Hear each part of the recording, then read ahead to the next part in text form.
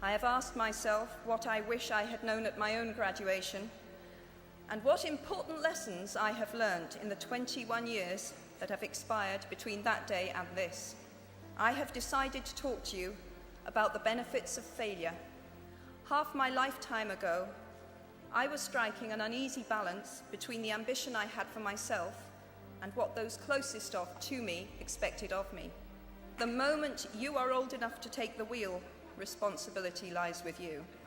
What I feared most for myself at your age was not poverty, but failure. Ultimately, we all have to decide for ourselves what constitutes failure. But the world is quite eager to give you a set of criteria if you let it. So I think it fair to say that by any conventional measure, a mere 7 years after my graduation day, I had failed on an epic scale. An exceptionally short-lived marriage had imploded, and I was jobless, a lone parent, and as poor as it is possible to be in modern Britain without being homeless.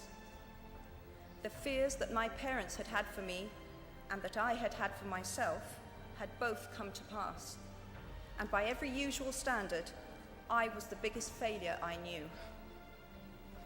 Now, I'm not going to stand here and tell you that failure is fun. That period of my life was a dark one, and I had no idea that there was going to be what the press has since represented as a kind of fairy tale resolution. I had no idea then how far the tunnel extended, and for a long time, any light at the end of it was a hope rather than a reality. So why do I talk about the benefits of failure? Simply because failure meant a stripping away of the inessential.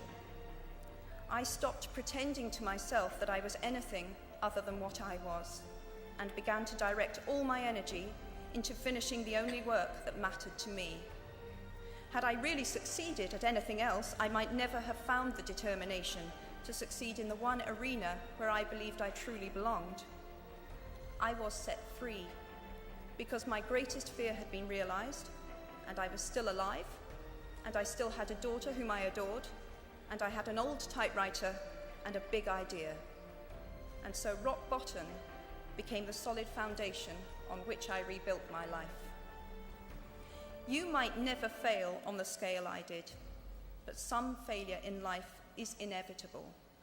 It is impossible to live without failing at something, unless you live so cautiously that you might as well not have lived at all, in which case you fail by default.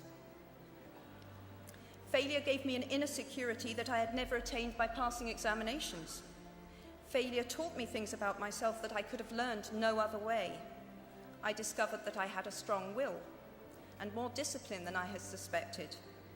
I also found out that I had friends whose value was truly above the price of rubies.